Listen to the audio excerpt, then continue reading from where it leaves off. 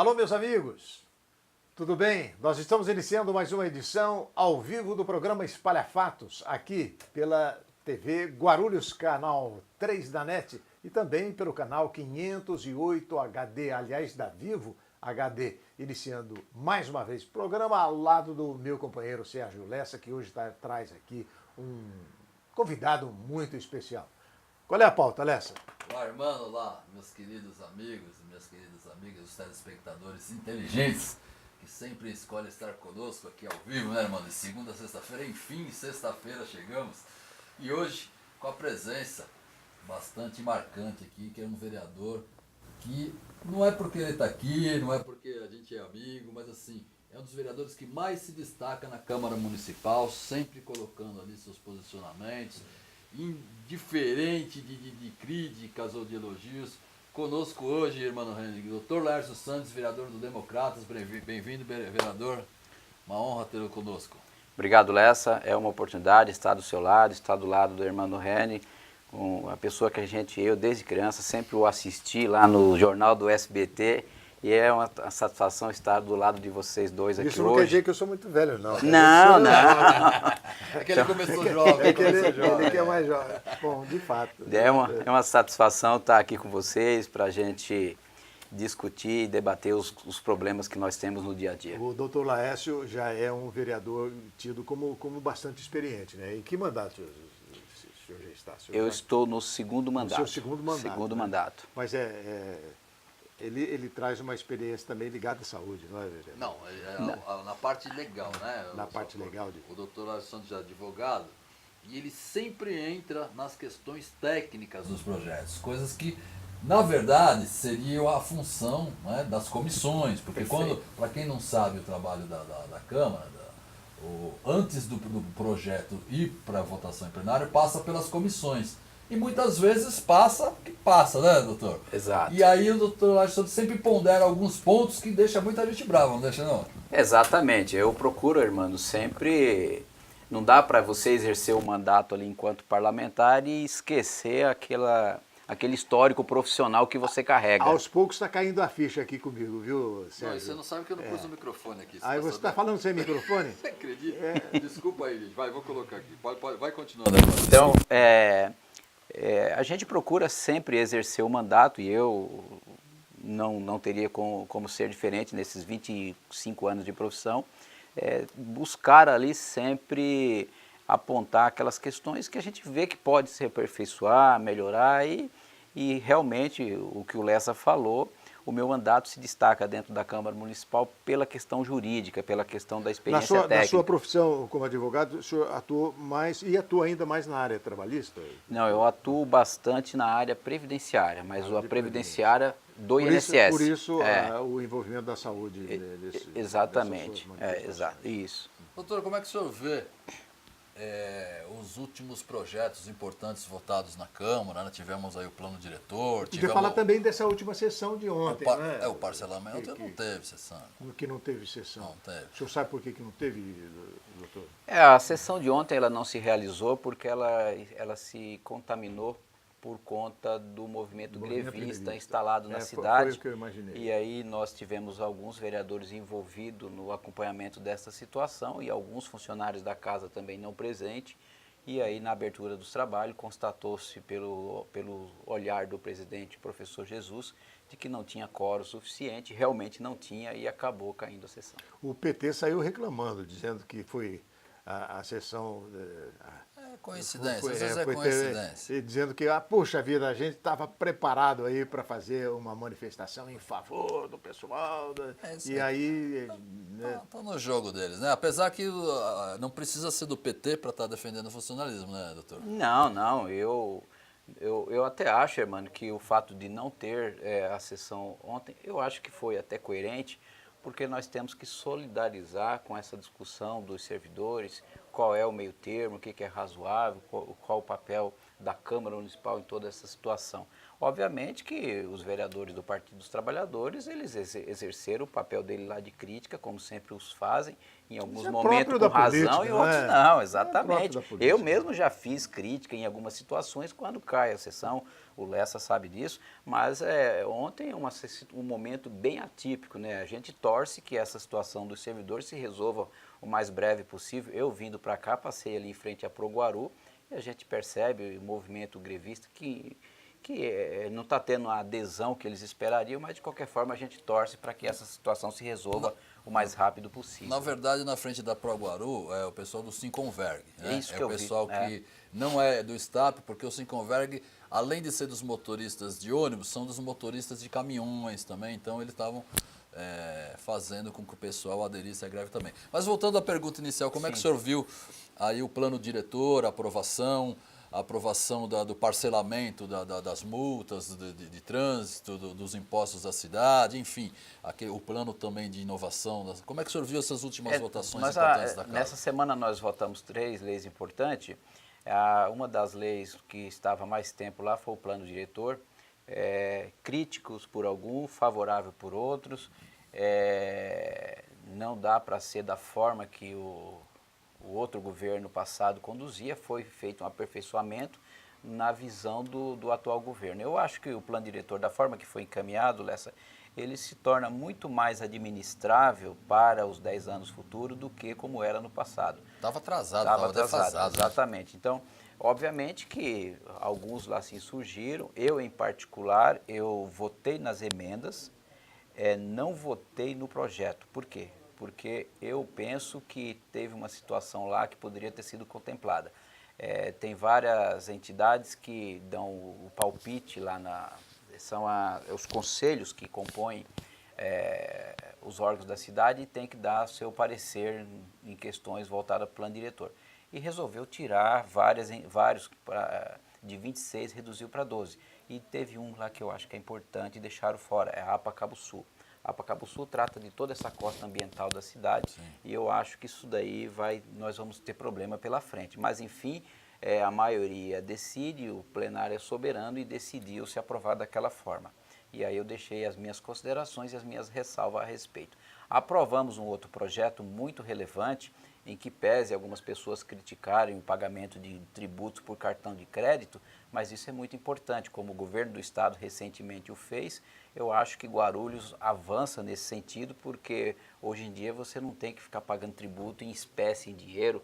Então você tem que criar mecanismo e facilidade, inclusive, para o parcelamento desses tributos. Ajuda muito. Vai chegar um dia que não vai ter mais esse negócio de moeda, de nota, né? Isso. Não, e o parcelamento também ajuda, né, irmão? Parceladinho no cartão, a vida... Dá mais multa de trânsito, vem cada paulada às vezes, hoje em dia não exige que você ande com dinheiro no bolso, né? Eu acho isso importante. E vai ajudar a cidade na arrecadação, né? Porque nem todos têm o recurso naquele mês ali para pagar. Parcela no cartão, o banco também tem interesse nessa situação, então eu acho que isso aí foi bom para a cidade. Nós temos aí uma dívida a receber de inadimplentes que chega aos 4 bilhões de reais. Sabemos que muito disso a cidade não vai receber, que são massa falida, mas são mecanismos para cada dia mais a cidade implementar a arrecadação. Uma das coisas referente ao plano diretor que eu fico sempre pensando tá certo, se discute o planejamento do desenvolvimento urbano durante os próximos 10 anos, a cidade, a sua vocação, o município, enfim. Agora, como aplicar isso? Existe algum instrumento legal, o senhor como advogado, que faça com que o prefeito, que é o chefe do executivo, que obrigue ele a obedecer o plano diretor? Existe algum instrumento legal que faça isso? Não? Porque você faz assim no plano diretor e muitas coisas, sabe, um loteamento que exige tais e tais determinações, sei lá, instrumentos para ser colocado. Não, fechar os olhos. O governo municipal pode fechar os olhos frente a algumas determinações do plano diretor? Não tem que seguir. Ele é legalmente... eu diria que é igual uma Constituição. O plano diretor ele traz as regras mínimas. Que eu gostaria Nós temos que seguir. Aí cabe à sociedade civil, à população, os vereadores fiscalizar.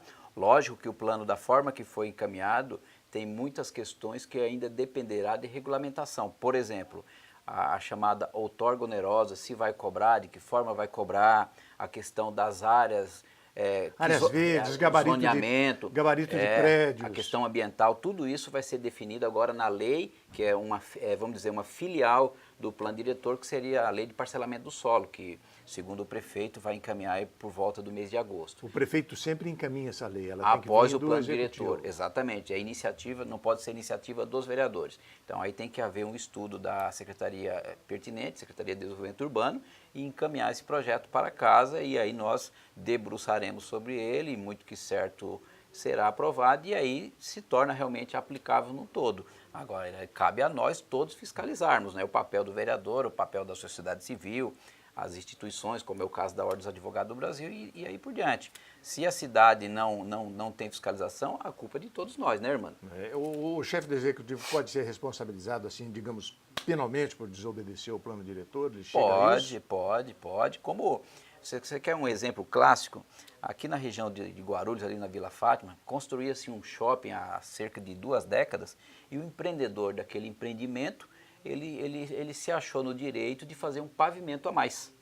E fruto daquele pavimento, a obra ficou embargada, são quase 30 anos. Então isso aí foi o papel fiscalizatório exercido naquele momento lá atrás. Da mesma forma, nesse momento e daqui para frente, teremos que acentuar a fiscalização, porque Guarulhos, muitas e muitas pessoas acham que é terra de ninguém e sai construindo, faz seus puxadinhos sem responsabilidade nenhuma. Sabemos que a secretaria não tem funcionário suficiente para fazer e fiscalizar todos os 4 cantos da cidade. Aí cabe o papel também dos vereadores, da população de um modo geral, sempre alertar e cobrar da gente, cobrar do executivo. Puxa vida, o senhor alertou aí, lembrou de um problema grave aqui, esse shopping de Vila Fátima. Está lá até hoje, lá abandonado. Fantasma, né? O senhor vislumbra, quem sabe, uma solução para aquilo? Ali tem uma dívida enorme, né, de imposto. Eu não acredito. Sinceramente, acho que é o Grupo Sá do Rio de Janeiro, Sim. né? Eu não acredito. Eu acho que ali, vou dizer para você, eu acho que em um momento futuro o município vai acabar absorvendo aquele empreendimento ali por conta dos IPTUs atrasados.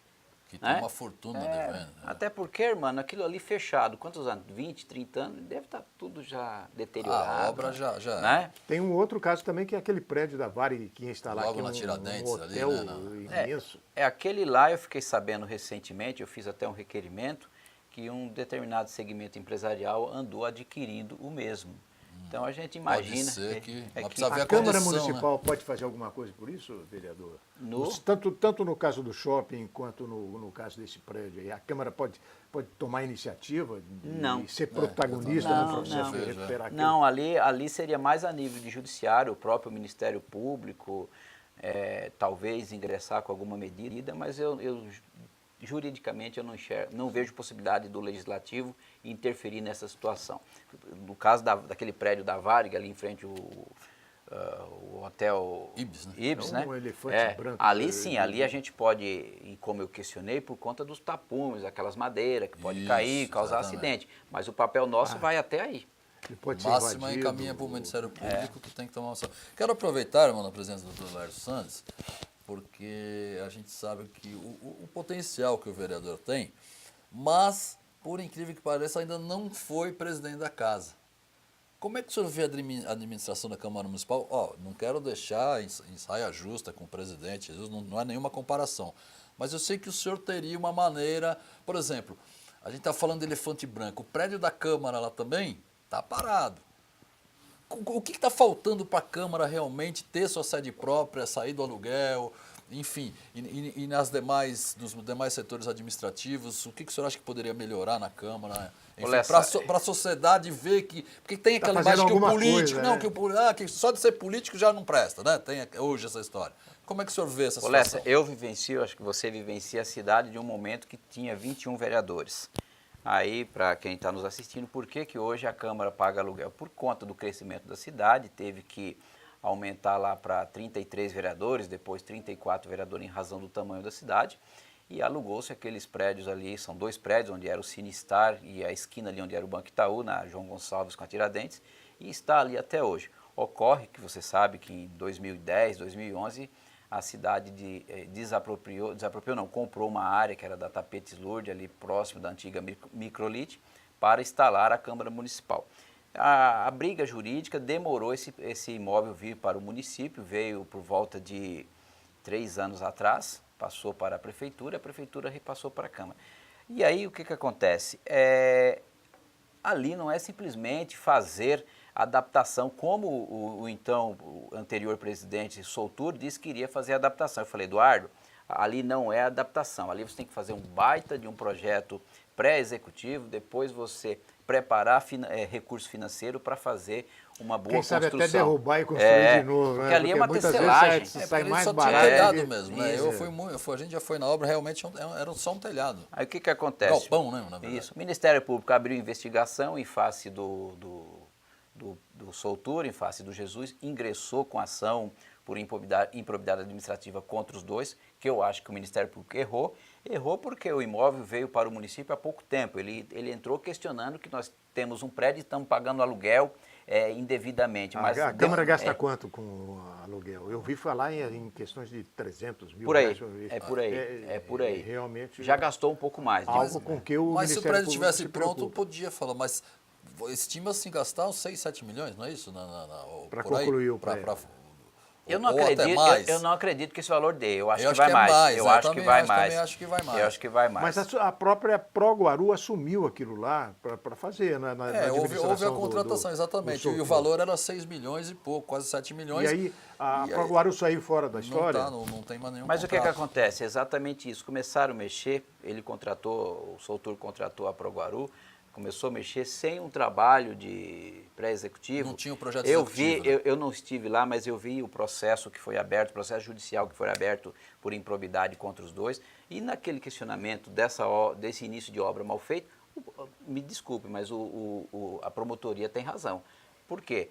Porque você tem que realmente, você vai fazer algo, vai adaptar essa sala que nós estamos aqui, esse estúdio, você tem que estudar antes e não simplesmente uma área aquela área na época lá que foi comprado, conversei com você na oportunidade, Verdade. aquilo ali valia mais de 20 milhões, a cidade pagou 14 milhões, ali foi extremamente vantajoso para a cidade. Foi um bom negócio. Bom na negócio. época. A área é grande. Qual é a minha opinião? A minha opinião é que ali teria que ser compartilhado com o município. A Câmara Municipal não precisa de toda aquela área. Poderia, em parte daquele local, por exemplo, fazer o depósito da Secretaria da Educação, onde guarda os leites que é distribuído para as crianças, os materiais, os equipamentos, enfim. Pode se disciplinar desse modo. Então, não dá simplesmente, Lessa, para um biênio de um determinado presidente da Câmara fazer aquilo e ficar pronto. Eu não acredito. Confesso para você que mesmo na atual legislatura do período do nosso presidente, professor Jesus, eu não creio que aquilo lá fique 100% pronto até o ano que vem. Só para o telespectador entender, irmão, o projeto executivo que o Dr. Larson diz envolve a fiação a parte de informática, hidráulica. Então, eu lembro que a Pro Guaru, eu acompanhei bem de perto na época do contrato da Pro Guaru, ela deu uma limpada, né? Porque aquilo, que aconteceu? Ficou muito tempo abandonado. Um depósito de rato lá.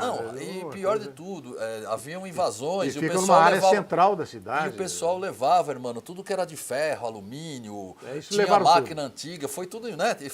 Então, o prédio foi se degradando, porque não tinha segurança também. Não tinha nada. Então, hoje o prédio está lá. Então, a gente fala aí vamos arredondar uns 10 milhões. Para fazer num mandato só de 2 anos, não dá. Não dá. Só uma licitação aí vai quase um ano. Então, e aí como é que faz? E a Câmara, qual que é a providência da Câmara, então? Ela tem que começar do projeto executivo? Alguém tem que dar o pontapé inicial nessa história. Segundo as informações do nosso presidente, que ele contratou uma empresa e está desenvolvendo um projeto dessa natureza.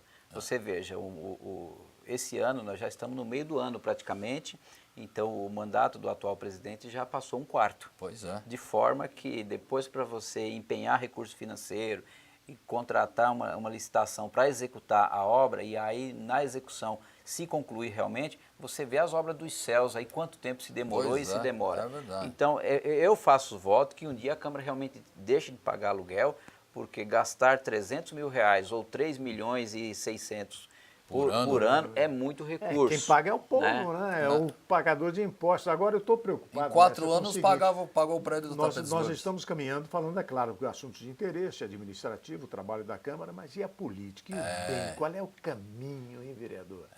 Esse é o grande jogo, até porque 2016 houve o Democratas foi para o segundo turno e existem, né, hoje 2 grupos políticos, pelo menos 2, existem outros, PT que ficou no terceiro lugar, enfim, como é essa relação do DEM com o governo?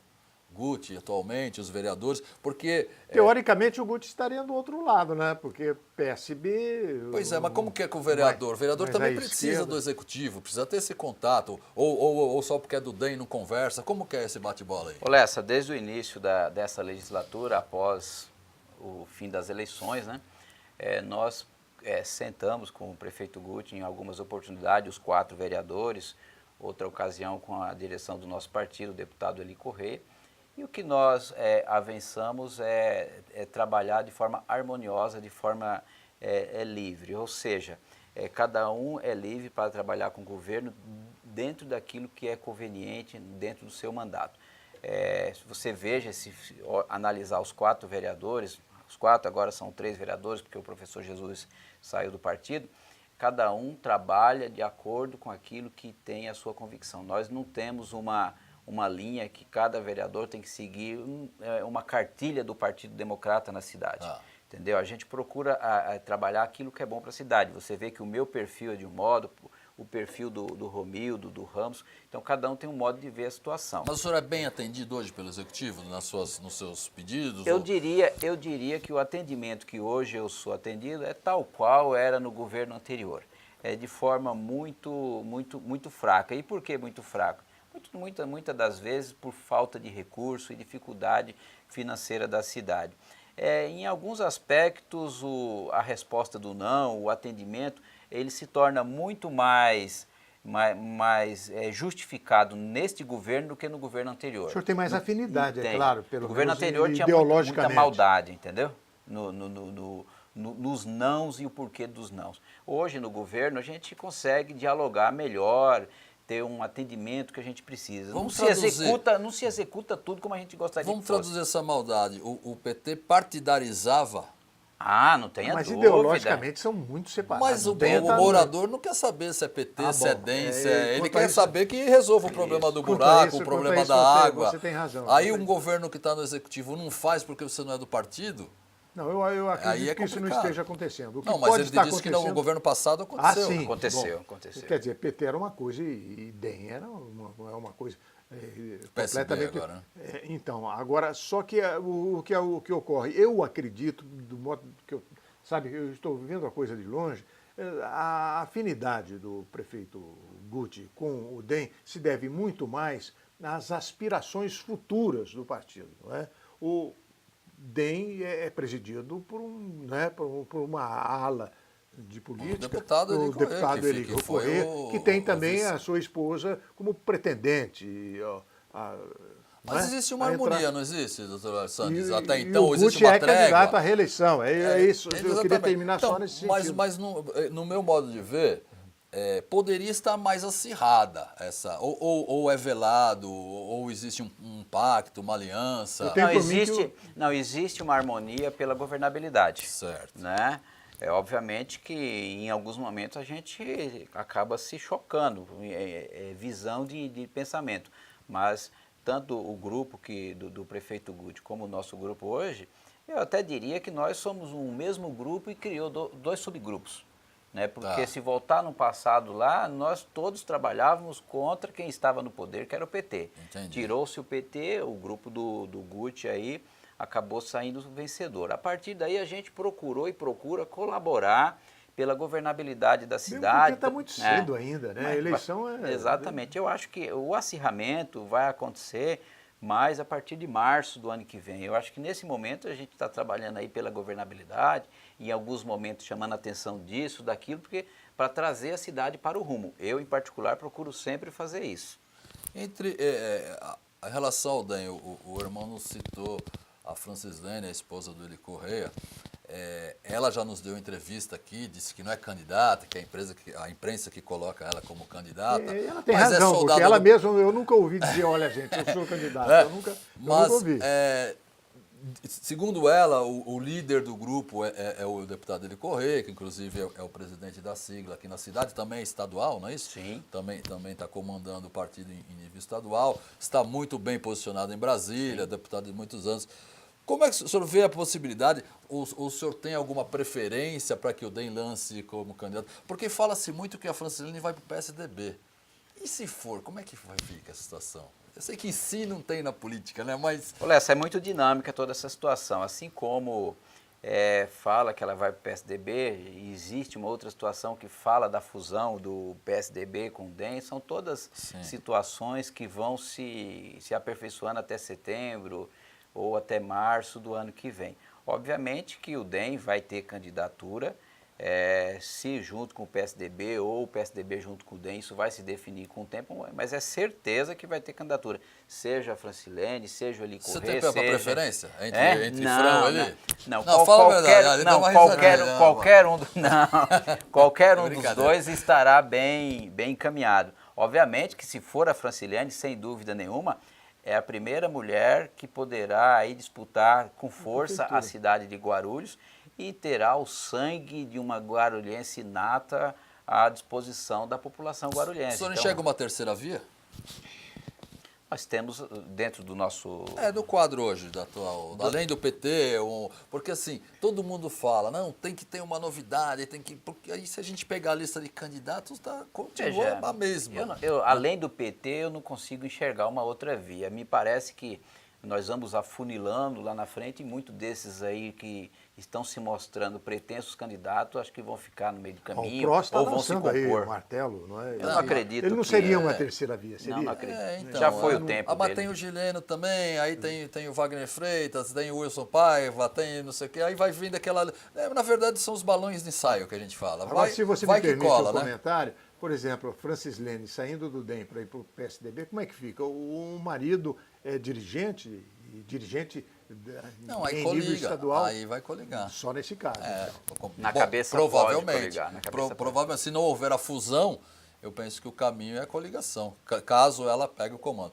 Irmão, perfeito. Sexta-feira, agradecer ao doutor Laércio Santos pelo bate-papo aqui, praticamente, né? E o espírito democrático vir aqui conversar com a gente, conversar com o nosso público. E mostrar aí que o doutor não é bicho-papão, né? Pois é. Ele é bravo na tribuna, ele vai lá, chega ele a ser fala. até só um exemplo para os próprios colegas deles, né, que estão resistindo de chegar aqui, de vir conversar com a gente. Não, mas eles vêm.